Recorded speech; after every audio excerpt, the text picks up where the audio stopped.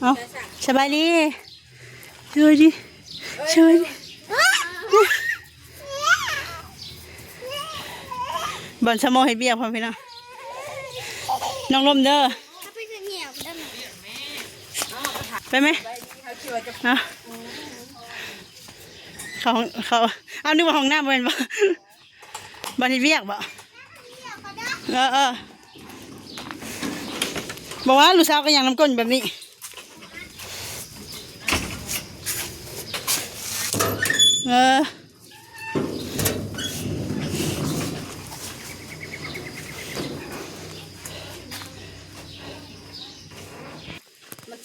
เราอย่าแล้วออกมาแบบดูพี่หน้าบอกเพิ่นให้เก็บเด้เพิ่นให้เก็บเพิ่นบอกให้เราเก็บนี่ดิมาเลยไหมสมอเห็ดเบี้ยเนาะกะเฒ่าแก่เพิ่นก็ใจดีเฒ่าแก่เพิ่นก็ใจดีเนาะกะสมอก็พาลูกมาเห็ดเบี้ยนำคุมือบ่ต้องหันก้นมาทางนี้ก็ได้ติหันหน้ามาทางนี้กันบ่ได้ว่าเอาสบายดีเด้อทางนี้เด้อสบายดีเอาไม่พอกับป้าก่อนติล่ะโคสิกูอ่ะสบายดีสบายดีเจ้าบ่พามาเห็ดเบี้ยอ่ะต้นสงสารเพิ่นได้เฒ่าแก่กันยังสงสารเพิ่นเฒ่าแก่เพิ่นแบบเบิ่งทรงคือสิใจดีเนาะใจดีได้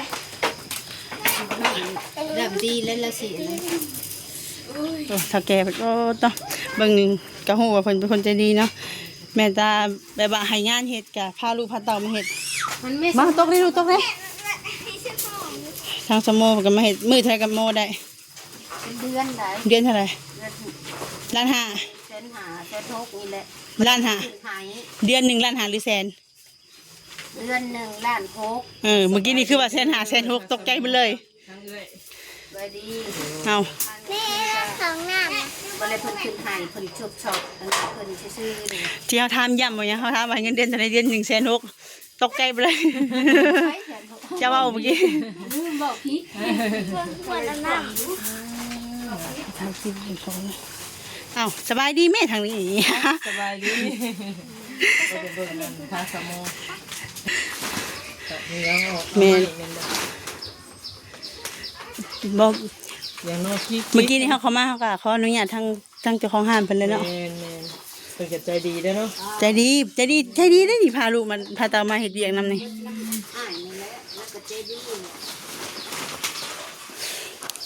โอ้พี่เล็กน่ะคือทั้งเอื้อยบ่พามาโอ้ต้นเพิ่นตะกี้นะมาน้ำป้าน เต็มนี่แหละขอมาน้ำเพิ่นจะฮู้บ่ตอนแรกเขาคิดว่าห้านที่แบบเป็นห้านน้อยๆนะพอมาเบิ่งป้าลูลาแห้งเลยห้านยังก็ห้านที่ว่าสมอเฮ็ดเวียกนี่อาหารลาวเด้อบ่ลาวยังบ่ลาวเวียดนามบ่แม่นลาวอีหลีบ่เด้อพ่อแม่พี่น้องก็ถ้าว่าไผมาสวรรณเขตเนาะอยู่แคมป์คลองอยู่ใกล้ๆอ่างประปาบ่อนโรงงานเก็บน้ำประปาพ่อแม่พี่น้องข้างๆกันเลยห้านลาวอีหลีเนาะพ่อแม่พี่น้องโดยลาวอีดีบ่ใช่ไผอื่นก็ทางเจ้าของห้านเพิ่นก็มีความเมตตาเนาะได้ให้ทางสมอพาลูกพาเต่ามาเฮ็ดเวียกในนี้เก็บตุกนอกตุกน้ำไปขายได้เดือนได้ซะอยู่นี่2 เดือนสิเข้าเลยดิ2 เดือนนึกว่า2 เดือนแล้วก็สิเฒ่าเฮ้ยติเชิญเด้อพื้นที่กว้างนะแบบสมอมาเฮ็ดงานอยู่นี่เด้อดีใจบ่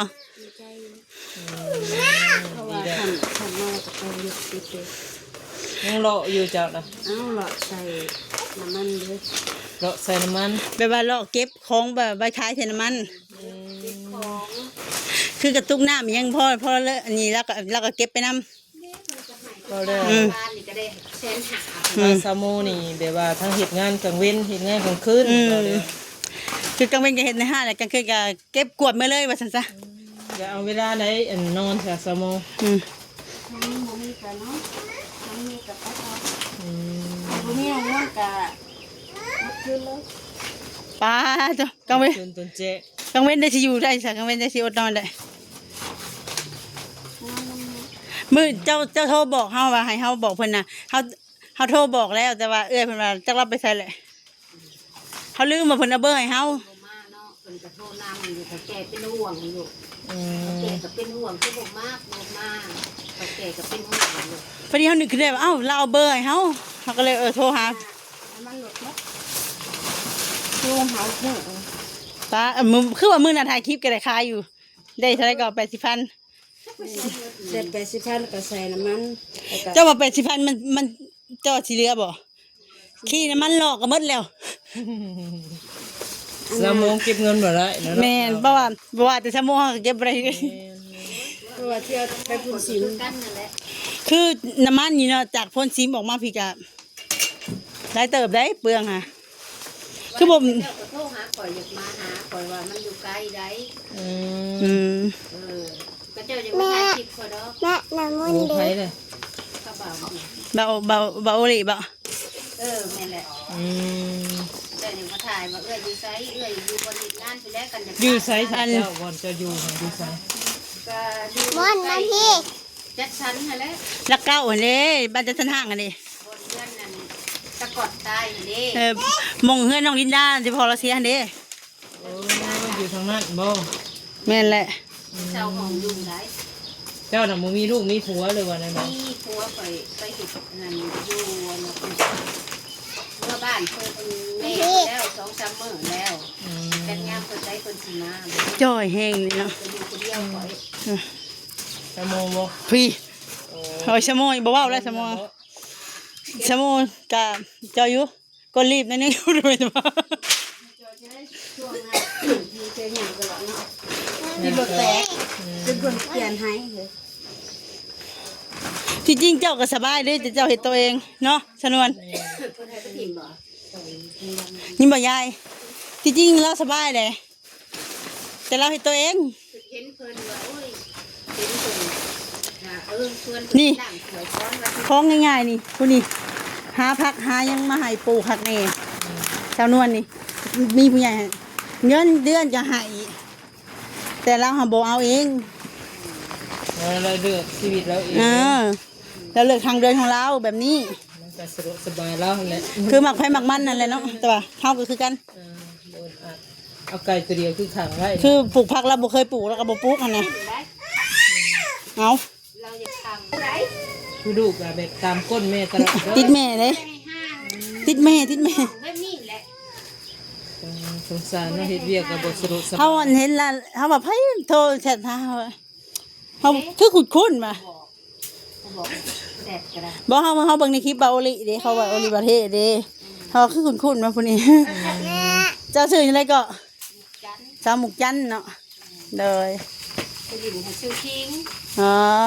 อนั่นแหละเขาว่าเอาคล้ายๆอยู่แต่ว่าคือซื้อคิงว่ะ สมโมเฮ็ดได้จะมือแล้วล่ะสมโมนี่ แต่วันที่15 โอ้ที่15วันที่15พุ่นเนาะสิได้เงิน ได้ เดือน 2 มื้อแหละแม่2 มื้อเลยเด้ เพิ่นมีเจ้านายดีแบบนี้เจ้าหักษาไว้โลด ไปมึงเอาแล้วก็ดีแม่แก่ ยินบ่หักษาไว้แต่ว่าผู้ใดดีนำเฮาหา แต่เพิ่นสิเฮ็ดอีกโตเพิ่นเองเท่านั้น นั่นแหละเฮาก็ยังบอกอยู่นี่แหละให้หักษาไว้ เนี่ยลูกอยู่นี่แหละ คือยากได้ที่ว่าเพิ่นสิว่าเห็นเฮาพาลูกพาเต้ามันเพิ่นสิทำเนาะ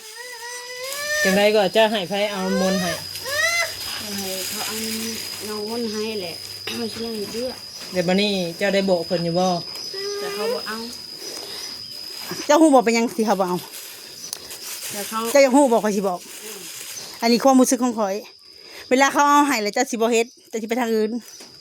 เขาก็เห็นอยู่ตลอด เจ้าอย่าปฏิเสธ เพราะว่าตอนถึงเวลานั้นอีหลีเลยเจ้าสิไปทางอื่น พอเจ้าได้ปลาลูกมีคนเอาลูกให้เจ้าเลยจะไปจะป้วงเสื้อข่อยรถ อ้าวก็ไปหาหลอกคิด ก็อย่าปฏิเสธ อันนี้ก็คือความจริงก็บ่ให้บ่ให้เครียดก็คือเรื่องจริงเนาะ คือว่าแม่เจ้าก็บ่เอาให้ คือเราก็เคยเจอนะสนวนว่าเอาไปฝากแล้ว ตัวว่าเมื่อว่าเฮาบ่ได้เมื่อน่ะที่รถเฮาแตกก็เลย เจ้าก็ได้เงินได้คำก็ต้องยืนพนำ จริงนะชดได้เอาไปให้จะบอกว่าแม่ในคลิปน่ะเขาแกให้เงิน200,000น่ะอันนั้นเพิ่นให้ก่อน โอ้ให้ดวงมา ใส่รถน่ะ200,000เพิ่นก็ดีจังนั่นแหละ ก็คือสนวนเคยให้เปลี่ยน มาเนาะว่าข่อยรุ่นนั้น300,000ปลายพุ่นเนาะ เจอบัตรเดียว อืม คักเลยสมโมนะขี่รถไปย่างแตกโทรหาเจ้าหนุ่มใหญ่ค่ะ ครับเด้อ โทรหาเอหลาแล้วเลิกเอหลาก็ยังแปลงเองอยู่จุ๊บบ่มีกระจุงอยู่ อ วางเดือนหลังแต่ว่าให้บัฒนามาเห็ดเป็นเพิ่นน่ะสเตอร์เฮียนจูง จะไปดูดิ เจ้าก็มีเงินจะกระเปลี่ยนแหละ เขาเปลี่ยนช่วงปีใหม่เด้วิปีใหม่มาแล้วเขาเปลี่ยน ป้าจ้ะ เขาเปลี่ยนสเตอร์น้อย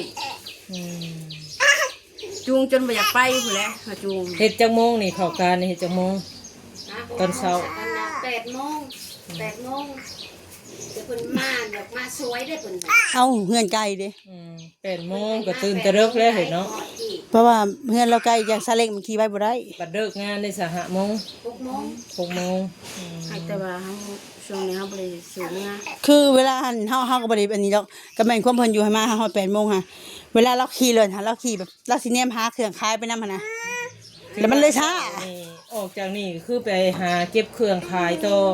นี่ทางที่ดีค่ะคอยแนะนำเจ้าว่า เจ้าหันตั้งใจมาเฮ็ดเวียกก่อนแล้วคำมาจังเก็บมือเนาะสนวนแบบนี้ดีกว่า เก็บเศษน้ำนี่เนาะ เออ เก็บเศษน้ำเครื่องอาหารเพิ่นนี่ดีกว่า เพิ่นก็ให้เด็กเก็บเลยเด็กอันน่ะช่วงตอนเขาเรื่อยๆนะเขาก็เก็บเอาเท่านี้ อืม วันนี้เขา เจ้าพักผ่อนดีกว่าสมอยก็เมื่อแล้วก็พักผ่อนอันนี้ไว้ยังได้ลูกก็ได้ เอาทงอันนี้ เอาให้เอาเห็ดไม่เบี้ย เอา เห็ดนั่นเลยเราบอกเบี้ยเจ้า เอาเฮ็ดให้แล้วไม่มีเอาทงมาใส่ได้แล้วบอกให้ใส่ทง ใส่ถุงเลยมั้งเอาใส่เก็บ เอาอันนี้ใส่ทงแล้วไปผู้ ใส่พลสิตกเนาะมันเนาะ ไปล้างถ้วยแล้วมัน โอ้ยเพิ่นสิช่วยแม่ป้าพึ่งทงให้อีก เจ้าเลยถั่วดวงค่ะสมองละเอาทางล่าง ลูกก็ไปนำอีก เอาไปน้ำอยู่แล้ว อันย่างน้ำก้นตลอดต้อยๆเลยนี่เนาะมนต์จ่อยแท้มนต์คือจ่อยแท้จ่อยแท้บ่ ตามเลยค่ะ กินข้าวแล้วมัมแล้วมัมแล้วโอ้ยมอไหมง่ายก็บ่บอกลูกเลย เนาะเนี่ยเดี๋ยว เก่งนี่ป้าเจ้าเก่งนี่ เฮ็ดละเฮ็ดเด้อ โอ้ยอยากซอยแม่ เก็บซอยแม่นะ อ้าวมาพี่ อดทนนะค่ะ ไอ้มา ลูกเฮ็ด มาอมนี่ไหมอมนี่มาอมนี่ไหมเอาอมนี่ไหม มาเด้จะเบิ่งลูกบัดไปบัดมา เขานอนอยู่ที่บ่อนที่คัน หืม น้ำบอลเจสัน ไปได้บ่ติดสัตว์แล้วนะ เจสันไผอยู่เนี่ย หักแล้ว ไปหักอีกเลย หักหรือไม่ยาหักแล้วนะ เอ้ยหักหรือมันมีผัวหักอยู่ในน้ำอีกบ่งานเดว่าแล้ว กลับไปหาผัวเก่า เฉพาะแล้วเขาจังบ่อยากเบิ่งลูกให้ อันน่ะขนาดเมย์แล้วเองขนาดเมย์มันเองมันเรายังเข้าไปบ่ได้ ได้บ่ได้ก็อย่าแล้วเวลาจะมีเงินเขาก็เขาหาเจ้าคือกันจังได๋เนาะเขาเว้าดีจะใจอ่อนบ่ได้ได้โมยให้มาหาเงินลำบากขนาดนี้ก็เอาไว้ให้ลูกบ่ได้ เขาแล้วมานอนบนอะไรเด้ของแถวอันนี้ สุดท้ายก็วนเวียนอยู่เจ็ดชั้นแล้วมันมือใดมันสิไป8ชั้นจักเทื่อหนึง เป็นยังไงสิไปเป็ดสัน จัง นอน เล ขับ ย บ้านเพราะว่าคือสามารถเฮาแหลมไม่ถึงเลย มันใกล้กว่าบ่เดี๋ยววันอะไร มันไม่ใกล้เพราะว่าแหลม มันใกล้ใช่เลยมันใกล้ใช่จ้ะ ใกล้ นะ ซีด นึกเขาก็ว่าโอ้ยเขาตกใจมาเลยนึกว่าบงเอ้าไปเลยโอ้ยประธานทำเรือเต็มท้อง โอ้ยแดงเต็มท้องยุงสิยุงกิน จะมันชิระเบิด ถ้ามันเห็นเท่าน่ะมันตี หู้อยู่มันตียังแหลนไป เขาก็เลยเล่นไปหามัน หาบ่หาก็อยากใกล้ๆหนึ่ง เจ้าก็ป่วนเปียกอยู่แถวนั้นเด้บกขาด อันฉันมันตีเขากับสี่คนแบบว่าFC สิว่าเขาบ่เนาะค่อยๆเว้าไปกะมันสมควร แหลนไปหาเขาไปใกล้ๆเขาใครจะซอยบ่ได้ เพื่อมันแบบสว่างไป โอ้ยบ่เถียงกับเจ้าดอกเถียงบ่แพ้ เนาะเวลาเมื่อเจอ เอาเหยียบขี้ไก่เหยียบขี้ มอนเลย เหยียบกะหู้อยู่ว่ามันยังบ่ใส่เกิบเนาะเนาะคือบ่ใส่เกิบฮะพุ่นสีไปทางหูเลยสุดเลยอันได้เลยฮะเอียง ไอ้ยัง ลูกก็เป็นตะแพงโอ้คำมันตี เขากับน้ำกินน้ำเพลินเนาะจมูเนาะ ที่เจ้าก็ปกติคนหากินเองคือของกินเอง ถือเขาไปกินอื่นนี่เขาเอาในนี่บ่ เลือกเขาแขกกินกิน โอ้เลือกอะเนาะมันก็มีของดีอยู่เลยเนาะดี แต่ว่าบ่อนล่างถั่วราสิอยู่เทิงพุ่นได้ อื ล่ะ ม เจ้าเคยเข้ามาแล้วบ่เจ้า ครั้งแรก ครั้งแรก ครั้งแรก ไปเบิ่งบ่อนเอาล่างถั่วล่างรวงแบบนี้เนาะเก็บไปใช้สมองไว้เอาละไปเนาะ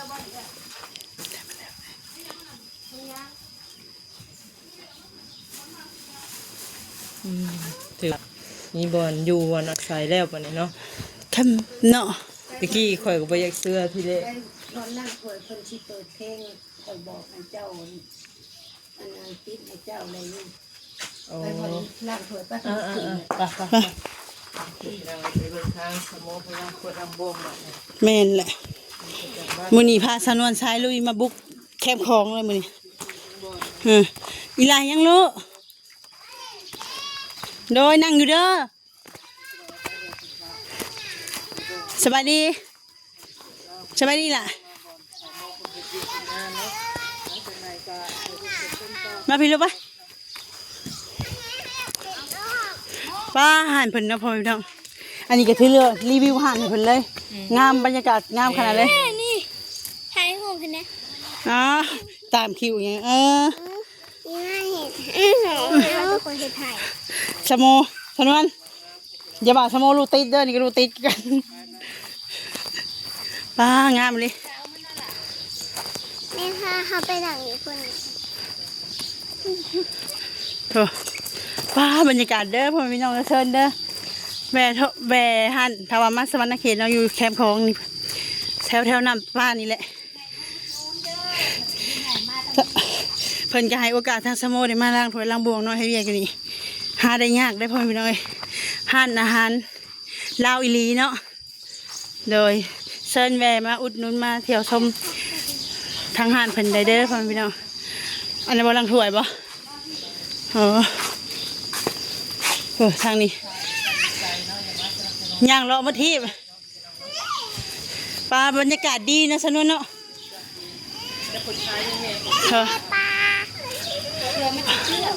ปลาตัวบรรยากาศสุดยอดเลย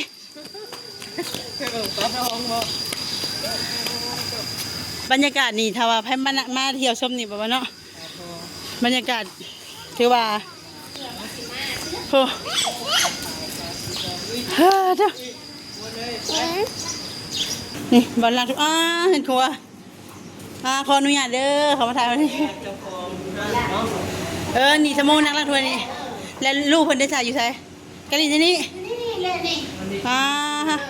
นั่งลิ้นเกือกนี่เลยนี่แหละนี่ น้ำมันต์กับเกือกลังทัวซะแม่เลย นี่แหละนี่มันลาดนี่เห็นบ่ถ่ายมันบอกเจ้าเบิ่งเบิ่งหน่อยแม่มาเด้ เจ้าประเทศน้ำกันกับสามโมเนาะ ตัวเฮ็ด มื้อนี้ก็พาพ่อแม่พี่น้อง FC มาสุขสุขมาเบิ่งการทำงานของสโม ขึ้นมาแล้วก็สาวหมุกจันเนาะเอาไปแม่น้องอย่างนี้น้ำแจงแล้วก็แม่รู้ไป โอ้น้ำยาแบบใส่กระซามเลย แม่น ผู้มาวะ ล่างรถจะเอาถ่ายเจ้าบุกก็ได้นะเจะล่างก็คือทำแล้วล่างเลย ต้นเพิ่นเอาขึ้นมา ไปเห็นน้ำกันเนาะ แม่ เจ้าบ่มีผัวปะ เอาก็เราว่าเรามีอยู่บัวละเมื่อบ้าน เออ กระจาเท่าแก่หันเยเจดีหันเพิ่นชื่อดินให้อยู่แต่มันยาก เจ้าเห็นบ่ ยากมงยากแบบใดปะ มันยากมันหลายเจ้าหลายยังก็บ่อยากได้มันบ่อยากได้แต่อยากตะกี้โทรหาสำนวนให้สำนวนมาซอยมาโลดเอามัน เดี๋ยวสนวน อันแรก อันนี้บ่สนวน เราเคยโทรหาคน เบิ่งหน้าสนวนดูอันนี้บ่ บอกแล้วมาเนี่ยบ่น้อยบอกขนาดชั่วโมงมาเนี่ยแต่เพิ่น จะคงห้าง เพิ่นอันข่อยบ่อยากได้ดินน่ะมันมีปัญหา มันเป็นยัง ชื่อ ไง ร้านเพิ่น โอ้ คือว่าเจ้าเป็นร้านผู้ใหญ่อยู่ต่างประเทศแต่ใส่ชื่อเจ้ามันบ่จะเป็นร้านแล้วมันบ่แม่นชื่อเฮาข่อยเลยบ่อยากได้ อ๋อความหมายว่า ซึ่งเจ้าไปอาศัยอยู่ซื่นบ่ แม่บ่ได้ว่าอาศัยอยู่อยากอาศัยอยู่ เอาไปพูดเลย หาบ่เตียงมาอยู่บ่เตียงว่าเราไปไทย อืม บ่เตียงเราว่าเราสิมาอยู่แต่ละวันนี้เราว่าไปไทยมาแบบลืมซะแล้วว่า บ่เลยเราหลายเวียกเลยคุณเนาะ แล้วก็ ลายเวีย บ่ได้ว่าแต่บ่เตียงเด้คนถ่ายคลิปนี่หลายเวียกเพราะว่าต้องเลยพูดเลยมีบางเทื่อก็ลืม ไปใกล้ฮักกะมาแล้วบอกว่านั่นก็โทษนี่ก็โทษ คือแบบว่าเคสเร่งด่วนยังเนาะเข้าไปก็ลงลืม ยังมาอยู่ได้ คือว่าดินนี่ซื้อร่วมหน้าแนวดินน่ะ 4 ปีแล้วแต่อันแต่กันละมัน2,200ได้4 ปีแล้ว ดีข้างคนมีลูกดีข้างไหม 4 ปีแล้วว่า เนี่ยเขาก็ยังแพงได้แพง เนี่ยซ้ำเอาไปเผาของเพิ่นน่ะนะแพงมืดได้อยู่ในนี่กับแก่กับแพงมืด บุญมีแล้ว บุญมีบ่นะมันบุญมีนี่นะมันน่ะ ก็เจ้าว่ามาหา โอ้เพิ่นมากในสายด่านี่คุณนะโอ้จะอยู่ใกล้ๆมักหมูอ่ะ แม่ โอ้ย สิ เพิ่นขายหยังอันนี้ให้ขายซิมดอกซิมดาบบ่ คมมดตาเขายังคมมดนักของไทยยังเป็นคมมด ลูกค้าลายบ่แต่ละมื้อ โอ้หลายเลยว่าวันนี้วันที่แห่งหลาย ก็บรรยากาศก็ดีนะบรรยากาศก็ดีแบบทำเลกันหนานั่งแบบว่าเป็นครอบเป็นครัวนะมาเที่ยวมานั่งกินอาหารลาวเด้อ อาหาร เราเล่าดี เราดี เขาก็เล่าเด้อเราเด้อ อู้สามโมงเห็นยัง เด็ก จังไง งงมาเลยมานั้น โอ้ย เออบริธรรมดาเด้อเดียว ดีแล้วเรากินหมูเนาะ มีงูเพิ่นหันโอ้ยเพิ่นเอาตัวเองเขา บ่ได้ใส่สมมือสมหยังบ่ นี่สุดมือ โอ้สมมือตรงนี้ มันโมชนะนะ มันยังเดี๋ยวเฮาก็สิได้จบคลิปก็ได้เฮาเดี๋ยวให้ทางให้สนวนใส่ต่อเอาสมอสู้ๆเป็นกำลังใจให้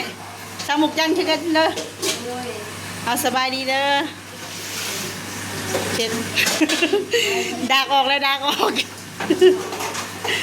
อเคคลิปนี้ก็ขอจบคลิปแล้วพี่น้องไว้พบพรคลิปหน้าเด้อสำหรับคลิปนี้ก็พาพ่อแม่พี่น้องมาเยี่ยมชมทางพะโมเนาะว่าเพิ่นกำลังเฮ็ดหยังอยู่เนาะว่าได้เฮ็ดเวียกอยู่ไสแล้วสำหรับคลิปขอก็ขอสบายดี